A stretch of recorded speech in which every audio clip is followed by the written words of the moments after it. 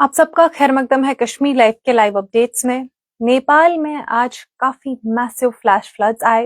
आपने रिपोर्ट्स देखी होंगी, कई रिपोर्ट्स इसको जो है कवर कर रही है कि नेपाल में आज फ्लैश फ्लड्स आए, जिस वजह से काफी ज्यादा नुकसान वहां पे हुआ। एक तो इंफ्रास्ट्रक्चर वाइज और साथ ही साथ जानी नुकसान भी काफी ज्यादा हुआ।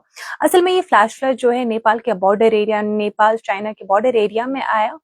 और वहां पे असल में क्या हुआ कि एक जो ग्लेशियर का मेजर आइस चंक है वो उससे टूट गया, और उसी से कहीं ना कहीं जो फ्लैश फ्लड है ये जो है आया। पहले बताया जा रहा था कि एक अर्थक्वेक आया। इनफैक्ट कुछ रिपोर्ट्स में ये भी बताया गया कि इस अर्थक्वेक का मैग्नीट्यूड 4.4 है। बताया जा रहा था कि 4.5 4.4 मैग्नीट्यूड अर्थक्वेक जो है वहां पे आया, और जिस वजह से इस ग्लेशियर से एक बहुत बड़ा आइस चंक निकला, और उससे वही जो है आगे दरिया में गया, और उससे जो है फ्लैश फ्लड्स आए। बट अब यूएस जियोलॉजिकल सर्वे ने ये कंफर्म किया है कि असल में इसका कॉज अर्थक्वेक नहीं था, एवलांच आया। कोई तो ऐसी एक्टिविटी हुई है वहां पे, और इसके लिए सैटेलाइट इमेज को प्रॉपरली स्टडी किया है। अभी तक कोई भी कंफर्म्ड सैटेलाइट इमेज नहीं निकली है वहां से जिससे ये कंफर्म किया जाए कि एग्जैक्टली हुआ क्या। बट वहां पे ये जो ग्लेशियर है उसका एक मेजर आइस चंक टूट गया, जो आगे जाके बोते कोशी रिवर में गया, और ये फ्लैश फ्लड्स इंड्यूस हो गए। और इससे जो पूरा एरिया है वहां पे नेपाल, ये जो नेपाल तिब्बत बॉर्डरिंग एरिया है पूरा जो है उसको इफेक्ट हुआ। इनफैक्ट चाइना के भी कुछ इलाकों में फ्लैश फ्लड जैसी सूरत हाल पेश हो गई, और नेपाल में भी।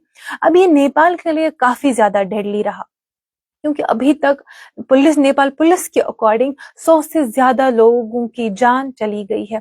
काफी अभी कुछ टाइम पहले तक ही कंफर्मेशन सिर्फ 95 डेड बॉडीज की थी, बट रिसेंटली लेटेस्ट अपडेट के मुताबिक ये नंबर 100 तक टच हो चुका है। और इसके साथ ही साथ कई लोग मिसिंग है। जहां तक सुबह से ही हमने देखा, अगर हम इवनिंग में ही बात करें तो नंबर रैपिडली इंक्रीज हो रहा है। इनफैक्ट अभी की एक रिपोर्ट के मुताबिक तकरीबन 500 तक ये नंबर ऑलरेडी पहुंच चुका है, जिसमें तकरीबन 93 नेपाली नेशनल्स भी है, इंडियन नेशनल्स भी 104 105 इंडियन नेशनल्स भी, और कुछ एनआरआईज भी शामिल है जो मिसिंग लोग हैं।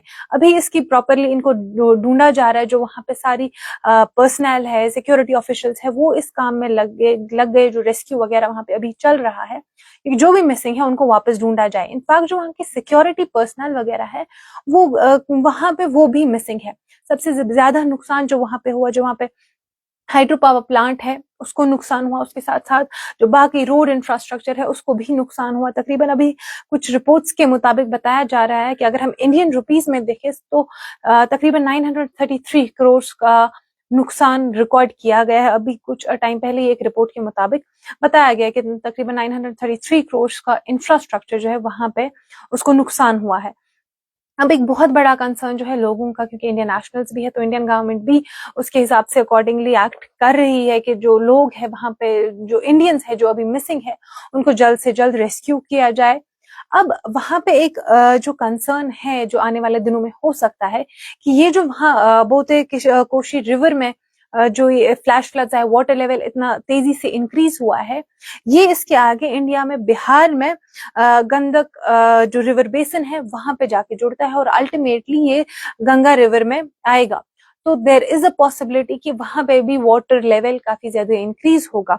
अब बिहार में जो है वहां पे भी फ्लड अलर्ट इशू कर दिया गया है, और वहां पर भी लोगों को प्रिकॉशंस लेने के लिए कहा गया है। इनफैक्ट ये जो गंडक बराज है वहां के 36 गेट्स को ओपन कर दिया गया है, इस उम्मीद में कि ये जो वाटर फ्लो आने वाला है उसको कंट्रोल किया जाए, इसको मैनेज किया जाए, और इंडिया में कोई तबाही इस हवाले से न हो। बट अब आने वाले कुछ टाइम में ही ये क्लियर हो जाएगा कि किस लेवल से पानी आएगा, क्या फ्लो रहेगा, और वेदर, और अगर हम उसको मैनेज कर पाएंगे या नहीं।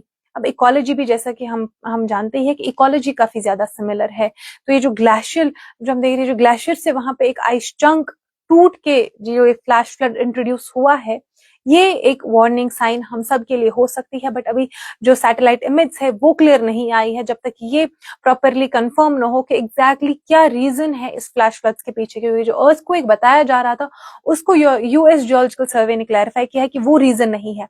अब जो ही सैटेलाइट इमेज क्लियर आएगी एक रीजन पता चल जाएगा, और उसके हिसाब से ही शायद कहीं ना कहीं हम सबको और ज्यादा प्रिकॉशंस लेने की जरूरत पड़े।